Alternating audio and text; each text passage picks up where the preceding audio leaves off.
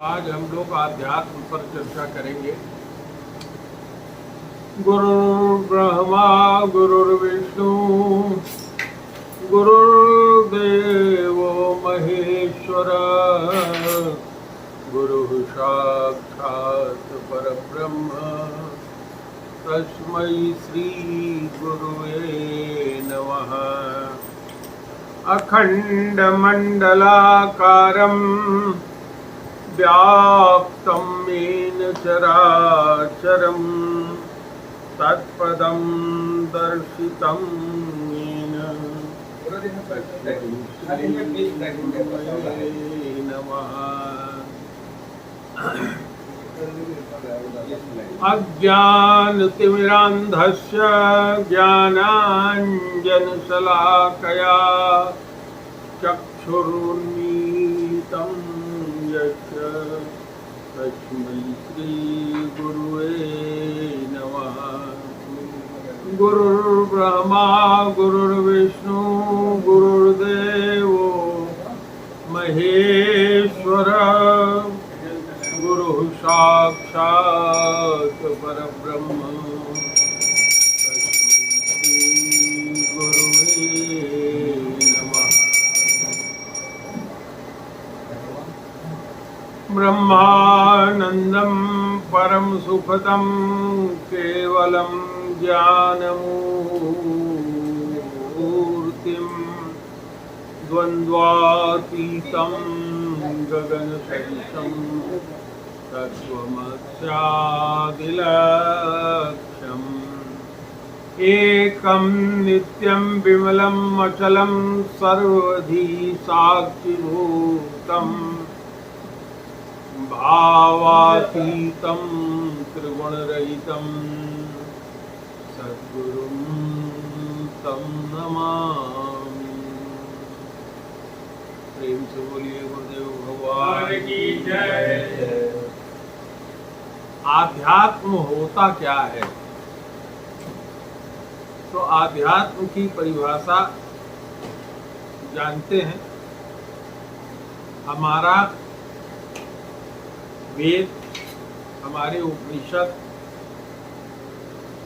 गीता, भागवत, इन सब चीजों में हर एक की परिभाषा लिखी हुई है।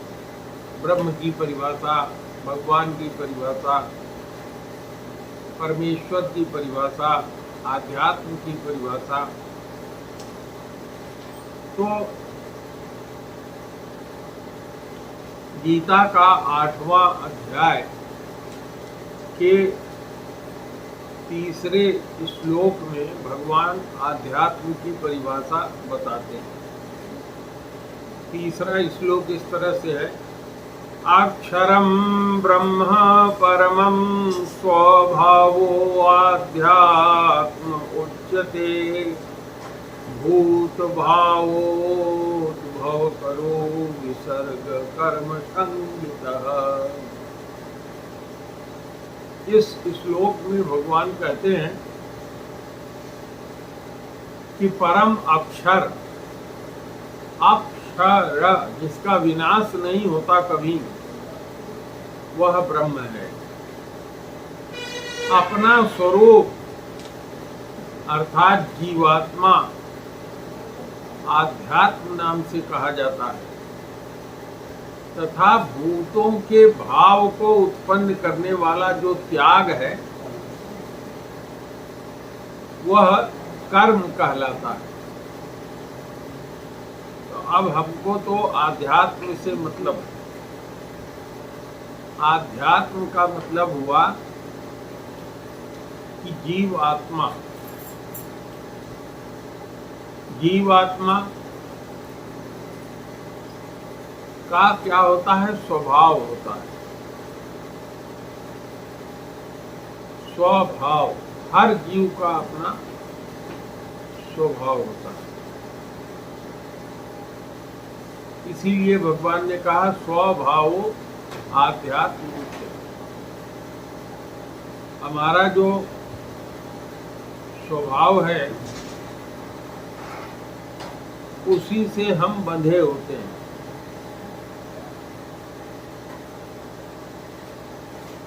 जैसा हमारा स्वभाव वैसे ही हम। और ये स्वभाव होता क्या है? अगर अपने बारे में जानना है तो सवेरे जब आप सो के उठते हैं उस समय से लेकर के शाम को बिस्तर में जाने और फिर सवेरे उठने तक का अपना आप यदि कार्यवृत्ति देखें कि आपने क्या किया,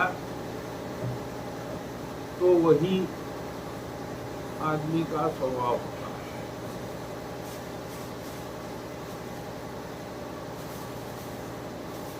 तो हमें अपने स्वभाव के बारे में जानने के लिए अपने ऊपर ही ध्यान देने की आवश्यकता है कि हम सवेरे से उठे तो हमारे अंदर क्या क्या भावनाएं आई, क्या क्या हमने सोचा, क्या दूसरे के बारे में सोचा, क्या क्या हमने किया, उसका रिजल्ट हमने क्या पाया। यही हमारा स्वभाव होता है। और हमारे जीवन के जो रिजल्ट हैं, उत्कर्ष माने जीवन में आगे बढ़ना जो हमारा उद्देश्य होता है, और अपकर्ष पराभव जो चीज हम चाहते हैं उसका प्राप्त न होना, जीवन में दुख आना, हमारे इसी स्वभाव का ही परिणाम होता है। दुख कोई ऐसी चीज नहीं है जो कहीं से हमारे लिए आ जाती, नहीं। दुख और सुख के कर्ता हम स्वयं। कैसे?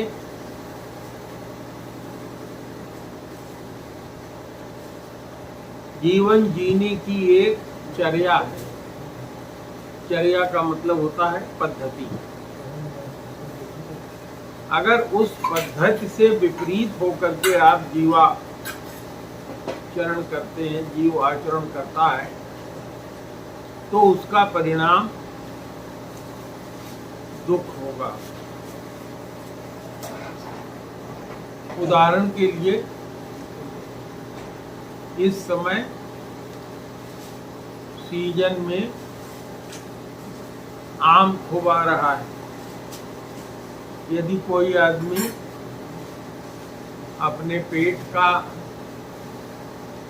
ख्याल न रखे, अपने स्वास्थ्य का ख्याल न रखे, केवल जिह्वा के स्वाद से लगातार खाता रहेगा तो उसका पेट खराब हो जाएगा। पेट खराब होगा तो दस्त होंगे। जब दस्त होंगे तो पानी शरीर में कम होगा, कार्य करने की क्षमता गिर जाएगी, प्रभावित होगा। और परिणाम ये होगा कि आदमी की मृत्यु भी हो सकती है और उसके पास जो थोड़ा बहुत संचित धन है वह भी खर्च हो सकता है। यह एक उदाहरण है। ये चीज हर सीजन में हमारे पास उपलब्ध है। हर जीवन में हर दिन हमारे पास चीजें उपलब्ध हैं। और इसके लिए हमको उपदेश क्या दिया है? उपदेश यही दिया है कि महाजनः येन गतो सपन्था, महाजनः येन गतः सपन्था। महापुरुष लोग जिस रास्ते से चलते हैं वही जीवन जीने का रास्ता है। इसका मतलब क्या हुआ? जो जो महापुरुष हुए हैं, राम हैं, कृष्ण हैं, जीसस क्राइस्ट हैं, गौतम बुद्ध हैं,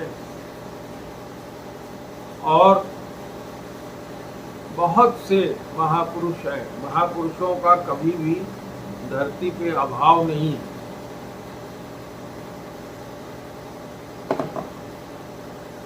तो महापुरुषों ने अपना जीवन जिस तरह से जिया है उसी का हमें अपने जीवन में आचरण करना चाहिए। अब एक छोटी सी कहानी लेकर के इसको हम समझाते हैं। 4 लोग गुरु के यहाँ गए थे पढ़ने के लिए। पहले तो गुरुकुल में ही विद्या सिखाई जाती थी, तो वो गुरुकुल में पढ़ने गए, वेद वेदांग सब में पारंगत हो गए। उनके गुरु ने कहा कि अब आप लोग घर जाइए। अंतिम शिक्षा उनको दिया। क्या अंतिम शिक्षा दिया? अपि शास्त्रे सुकुशला लोकाचार विवर्जिता सर्वे ते हास्यता यान्ति यथा ते मूर्ख पंडिता। उनके गुरु ने कहा कि सारे शास्त्रों में, ज्ञान में, विज्ञान में कुशल होने के बाद भी अपि शास्त्रे सुकुशला लोकाचार विवर्जिता, जो लोक व्यवहार है, समाज में कैसे रहना है, कैसे व्यवहार करना है, कैसे आचरण करना है, बड़ों के साथ कैसे व्यवहार करना है, छोटों के साथ कैसे व्यवहार करना है, कैसे खाना पीना है, कैसे रहना है, इसको जो व्यवहार में नहीं लाता वो हंसी का पात्र बनता है। उन्होंने कहा, हाँ गुरुजी, हम लोगों ने आपकी बात याद रख लिया। अब हम लोग घर के लिए जा रहे हैं। तो चारों अपने गुरु के पास से, गुरु आश्रम से घर के लिए निकले। तो एक शिष्य ने कहा, भाई किस रास्ते से चला जाए? तो विद्वान तो थे ही, उसमें से एक ने कहा, महाजन येन गतो सपंथा। महाजन लोग जिस रास्ते से गुजरे हो वही रास्ता है। तो क्या देखते हैं कि नगर का सेठ मरा हुआ है, उसकी अस्थि लेकर के लोग राम नाम सत्य है करते हुए जा रहे हैं। बड़ी लंबी भीड़ लगी हुई है। तो कहे, भाई ये महाजन है, ये जिस रास्ते जा रहा है वही हम लोगों का जाने का रास्ता है। और लोगों ने भी कहा, हाँ भाई, शास्त्र तो यही कहते हैं, जो शास्त्र कहते हैं वो कहाँ गलत हो सकता है। अब लोग उसके पीछे पीछे जो फूकने के लिए ले जा रहे थे काशी में, उसके पीछे पीछे श्मशान घाट पर पहुंचे। श्मशान घाट पर पहुंचे तो अब वहां उसके बाद कोई रास्ता नहीं था। तो कहा, भाई अब बताओ आगे क्या करना है, तो यहाँ इसको फूका जा रहा है। तो एक ने श्लोक पढ़ा कि विपत्ति के समय श्मशान पर जो लोग मिलते हैं वो भाई होते हैं। उन्होंने क्या देखा कि वहाँ एक ऊंट था, कुछ सामान लेके आया हुआ था। उस जमाने में ऊंट से ही सामान जाता था। और एक धोबी रहता था, उसका गधा था, वो भी बैठा था। तो उन्होंने कहा कि भाई श्मशान पर ये दोनों बैठे हैं तो भाई हुए। तो उन्होंने झट से गधे का जो रस्सी था वो ऊंट के गले में बांध दिया। जब ऊंट के गले में बांध दिया तो ऊंट चलना शुरू हुआ। तो गधा बेचारा उसके पीछे लटकते लटकते चलने लगा। इस तरह से गधे का मालिक और ऊंट का मालिक दोनों डंडा लेकर के इन पंडितों को दौड़ाए। अब ये लोग भाग करके, गंगा नदी थी उसी के किनारे किनारे भागे। तो अब गंगा को पार कैसे किया जाए, क्योंकि जहां गंगा के घाट पर थे, जहां नाव थी, वहां से तो ये लोग भाग चुके थे, भगाए गए थे। ऊंट को गधे गले में बांध दिया था। अब ऐसी जगह भाग करके गए जहाँ की नाव या कोई साधन नहीं था, तो तीसरे ने श्लोक पढ़ा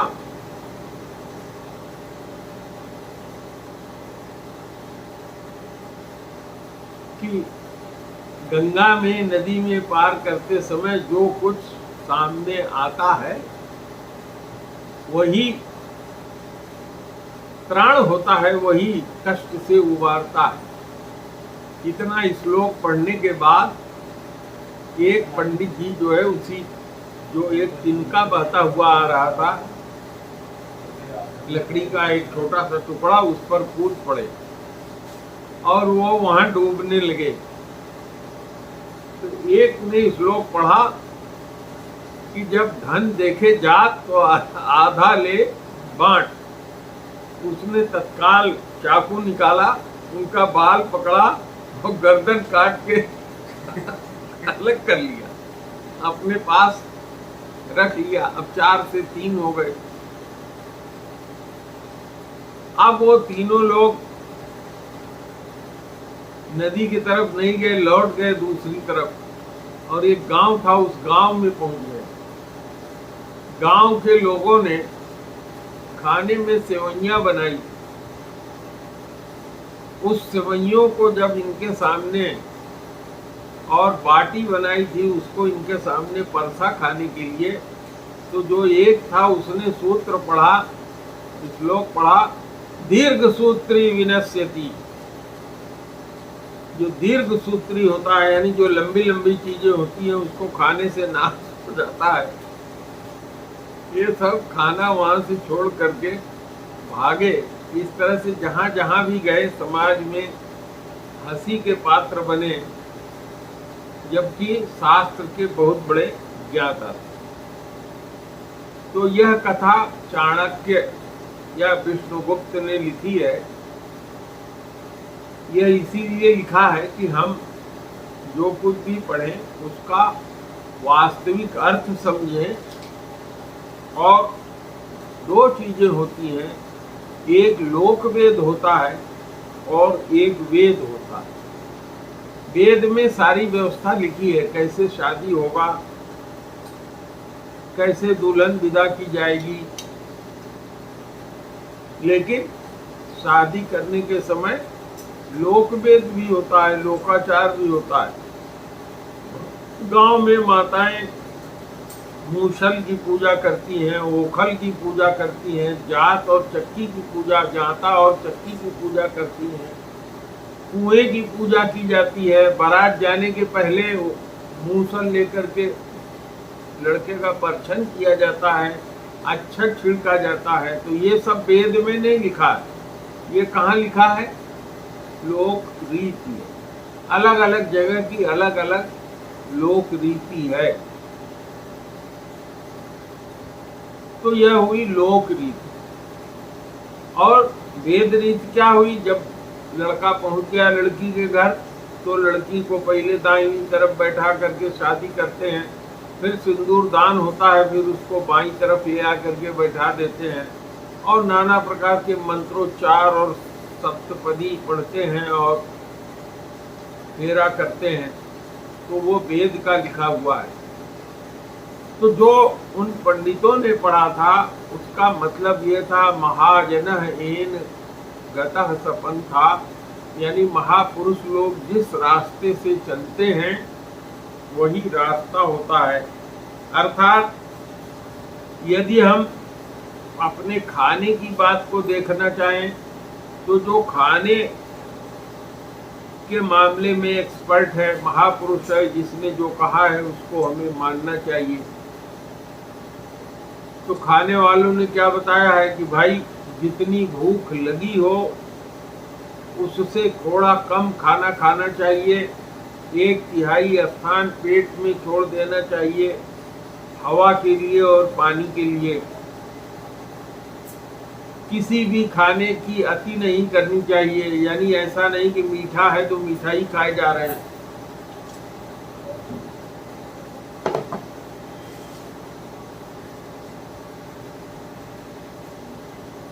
तो उसके लिए किसी ने लिखा अति का भला न बोलना, अति की भली न चूक, अति का भला न बरसना, अति की भली न धूप। अति नहीं करना चाहिए। अति का मतलब होता है कि जितनी सीमा हो उस मर्यादा का उल्लंघन यदि कहीं भी आप करेंगे तो आप हंसी के पात्र होंगे और क्या होंगे, बीमार होंगे। तो हमको अपनी आध्यात्म में ये देखना है कि हम चाहते क्या हैं। अगर विद्यार्थी है तो उसकी चाहत अलग होगी, अगर कोई बिजनेसमैन है, बिजनेस करना चाहता है या बिजनेस कर रहा है तो उसकी चाहत अलग होगी।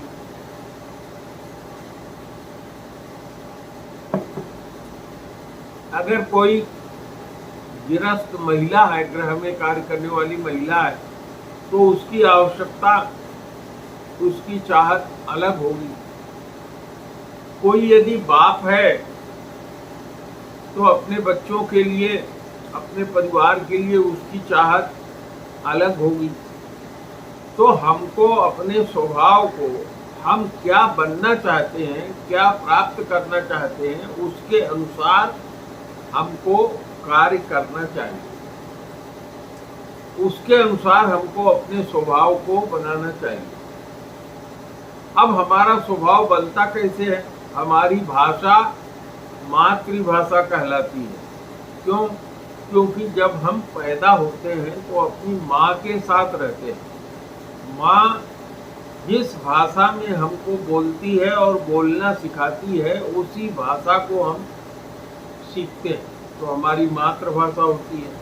अब अगर हमें विदेश जाना है तो हमारे यहाँ की भाषा से नहीं चलेगा, तो हमें क्या होगा, जहाँ जाना है वहाँ की भाषा हमें पढ़नी चाहिए। तो हमें उस तरह का उद्यम करना होगा कि हम वहाँ की भाषा पढ़ें। अगर हमें विज्ञान पढ़ना है तो हमें अंग्रेजी या विज्ञान के जो वैज्ञानिक शब्द हैं उनको पढ़ना होगा। तो इस तरह से जैसी आवश्यकता हो उसके अनुसार हमको प्रयास करना चाहिए। बहुत से सुभाषित श्लोक हैं जो आदमी को रास्ता दिखाते हैं। क्या रास्ता दिखाते हैं? उद्यमेन हि सिद्ध्यन्ति कार्याणि न मनोरथैः, नहि सुप्तस्य सिंहस्य प्रविशन्ति मुखे मृगा। उद्यम करने से, उद्यमेन हि सिद्ध्यन्ति, उद्यम करने से, प्रयास करने से ही जो कार्य आप करना चाहते हैं वो सिद्ध होता है। मानिए आप जो चाहते हैं कि ये कार्य मेरा हो जाए, वो हो जाएगा। केवल मनोरथ करने से नहीं। अगर हम अपने मन में मनोरथ करते हैं कि हम कलेक्टर हो जाएं, तो मनोरथ से हम कलेक्टर नहीं हो जाएंगे। हमको उसके लिए परिश्रम करना होगा। कलेक्टर होने का रास्ता क्या है, उस रास्ते पर जा करके हमको तैयारी करनी पड़ेगी। अपने अंदर आवश्यक क्षमता पैदा करना होगा। उद्यमेन हि सिद्ध्यन्ति कार्याणि न मनोरथ, केवल मनोरथ करने से नहीं। क्यों?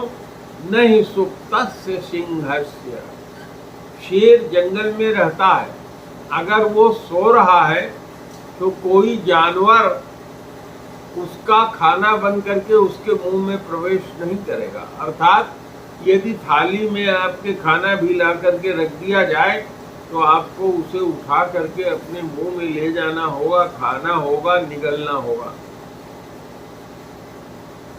तो उद्यमेन हि सिद्ध्यन्ति कार्याणि न मनोरथैः, न हि सुप्तस्य सिंहस्य प्रविशन्ति मुखे मृगा। तो किसी ने पूछा अपने गुरु से कि महाराज अगर हम प्रयास कर रहे हैं, उद्यम भी कर रहे हैं, सफलता नहीं मिल रही है तो गुरु ने कहा कि यदि सफलता नहीं मिल रही है तो देखो अगर तुम्हारे कार्य करने की पद्धति में कहीं न कहीं दोष रह गया, जो उद्यमी पुरुष होता है वह भाग्य के सहारे नहीं रहता। उद्योगिनम पुरुष सिंहम उपैति लक्ष्मी देवेन देयमिति का पुरुषा वदन्ति। जो उद्यमी पुरुष होता है, परिश्रम करने वाला होता है, बार बार परिश्रम करने वाला होता है, वो अपने परिश्रम से, अपने पुरुषार्थ से धन धान्य लक्ष्मी संपदा जो कुछ बनना चाहता है, पोस्ट, उसको वो अर्जित करता है।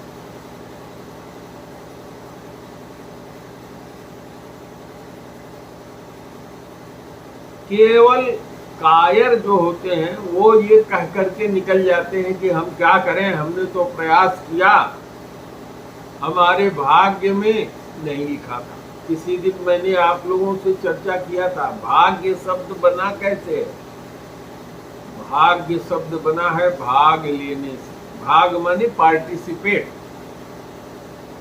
अगर कोई आदमी कलेक्टर बनना चाहता है तो उसको यूनियन पब्लिक सर्विस कमीशन की परीक्षा में बैठना पड़ेगा, भाग लेना होगा उसमें। ये नहीं कि भाग ले, एक इसका अर्थ ये भी होता है भाग जाना, माने उसमें बैठ ही नहीं भाग जाए, तो वो भाग जाने वाला नहीं, भाग लेने वाला, अर्थात उसमें पार्टिसिपेट करने वाला। और यत्ने कृते यदि न सिद्ध्यति, बार बार प्रयत्न करने से भी यदि सफलता नहीं मिलती है तो को अत्र दोष, कहीं न कहीं तुम्हारे प्रयास में दोष रह गया है। तो हमको उस दोष को ढूंढना चाहिए कि हमारे प्रयास में कौन सा ऐसा दोष रह गया, जिस छिद्र रह गया, जिसको कि हम दूर करें तो हमको सफलता आगे मिल जाए। भाग्य के भरोसे होकर के छोड़ देने से कार्य नहीं चलेगा। भाग्य जो है भाग लेने से बनता है, और यदि हम पूरे मन से किसी चीज में भाग लेते हैं तो हमें सफलता भी अवश्य मिलकर रहेगी। अगर किसी और को सफलता मिलती है तो हम भी जरूर सफल होंगे। अब इस सफलता के लिए कुछ और चीजों की भी जरूरत होती है। काल, कर्म, स्वभाव, गुण, घेरा। आदमी जो है इन चार चीजों से घिरा रहता है। काल माने समय, कर्म जो वो प्रयास करता है, प्रयत्न करता है, कर्म करता है, उसका अपना स्वभाव। अगर सोने का स्वभाव है, रात भर सोता ही रहेगा तो पढ़ेगा कब? दिन में अगर सोता ही रहेगा, दुकान खोले है तो दुकान कब देखेगा? ठेकेदारी का कार्य करता है, अपने कार्य को देखने नहीं जाता, ठेका अगर मिल भी गया है तो घाटा हो जाएगा। तो भाग लेना होगा उसमें, माने पार्टिसिपेट करना होगा। जो तुम्हें करना है काल माने समय के अनुसार, जब जिस चीज की आवश्यकता है तब करो। काल क्या है? इस समय सुबेरे का समय है, अभी थोड़ा समय बीतेगा तो दोपहर का समय होगा, और थोड़ा समय बीतेगा तो दिन क्या हो जाएगा? समाप्त हो जाएगा। तो जो कार्य दिन में होने वाले है उसको तो आपको दिन में ही पूरा करना होगा, अन्यथा रात्रि हो जाने पर उस कार्य में दुरूहता आ जाएगी, आप नहीं कर पाएंगे। तो एक तो ये काल हो गया। और दूसरा काल क्या होता है? दूसरा काल होता है समय, जिसको कहते हैं काल माने मृत्यु। काल यानी समय, हर समय बीतता रहता है। इसीलिए जैसे इस समय देखिए वर्षा काल है, फिर इसके बाद शरद काल आएगा, फिर ग्रीष्म काल आएगा, तो एक काल का मतलब ये होता है। और तीसरा काल का मतलब होता है हम पैदा हुए हैं तो एक दिन हमारी मृत्यु होगी, उसको भी काल ही कहा जाता है। तो काल को दूसरे शब्दों में भगवान भी कहते हैं, क्योंकि काल समय कभी रुकता नहीं है, निरंतर अपने गति से चलता रहता है। तो काल कर्म, कर्म हमारा प्रयास, स्वभाव हमारा स्वभाव क्या है, जो हम करना चाहते हैं उसके अनुसार हमको अपनी आदत को बनाना होगा। और गुण, गुण क्या होता है, संसार में गुण और अवगुण दोनों को मिला करके गुण ही कहा जाता है।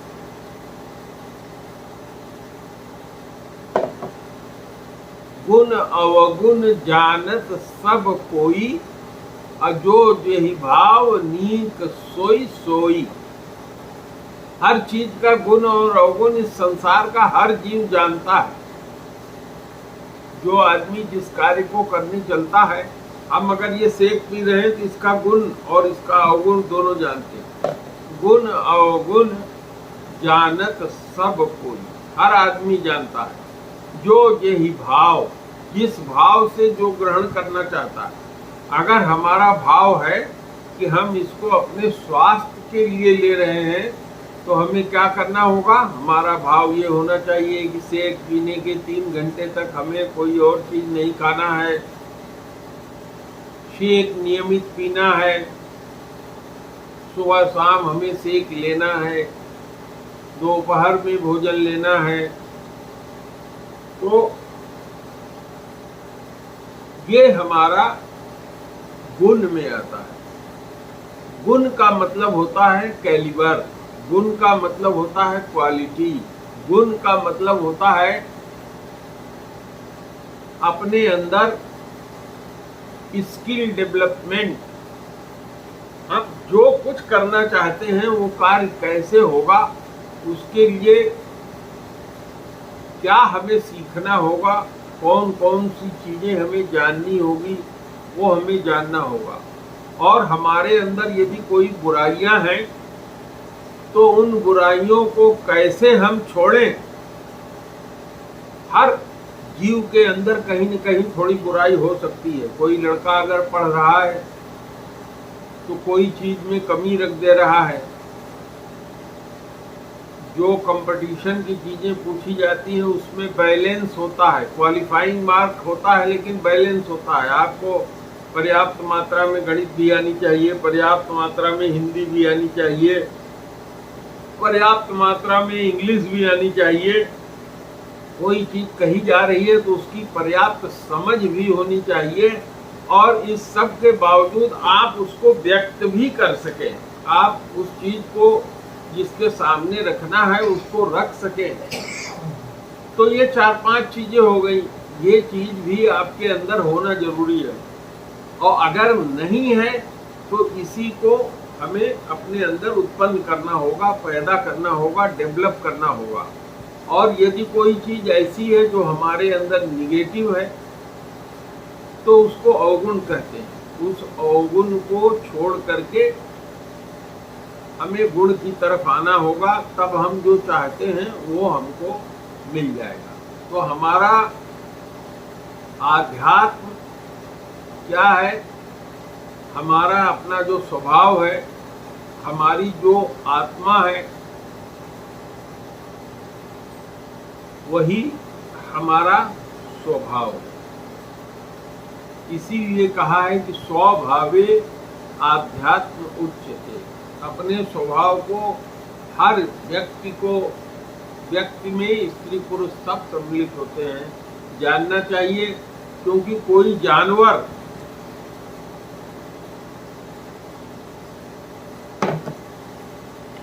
जानवर में सोचने समझने की क्षमता उस स्तर की नहीं होती जितना हम मनुष्यों में होती है।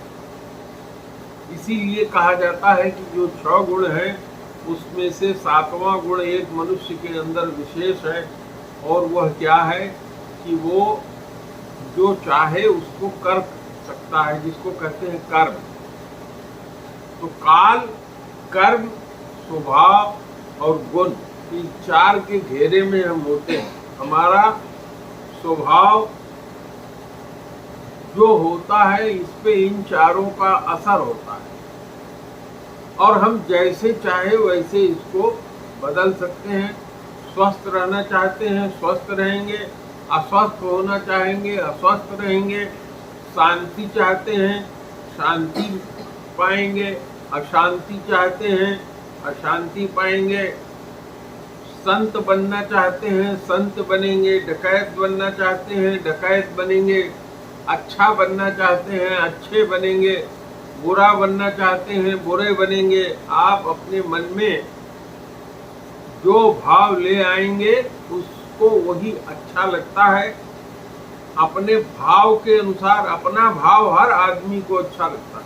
किसी भी आदमी को, आपकी पत्नी हो, आपका पति हो, आप उसको कोई काम बता दीजिए, वो आपके कहे से नहीं करेगा, करेगा अपने मन से ही। आप लाख उसको बताते रहिए, आपसे अगर डरता है, दबता है, तो सामने व्यवहार इस तरह से करेगा, लगेगा आपको कि हमारी वाली कर रहा है। लेकिन अपने मन के अंदर से आप स्वयं सोच करके विचार के देखिए। अब में से हर आदमी कहीं न कहीं इंटरेक्ट दूसरे से करता है। हम करते अपने मन का ही है। हमारे मन में जो आता है करते हम वही हैं। जानते हम सब कुछ हैं, जान करके अनजान बन जाते हैं। जो हमें करना है वही हम करते रहते हैं। तो हमें यह सब सारी चीज़ें जाननी चाहिए। मैं समझता हूँ 4 मिनट शेष रह गए हैं, तो हमने इस तरह से आप लोगों से ये चर्चा कर लिया। तो अब श्री राम जय राम, जय जय राम, जय सिया राम, जय जय सिया राम। प्रेम से बोलो गुरुदेव भगवान की जय।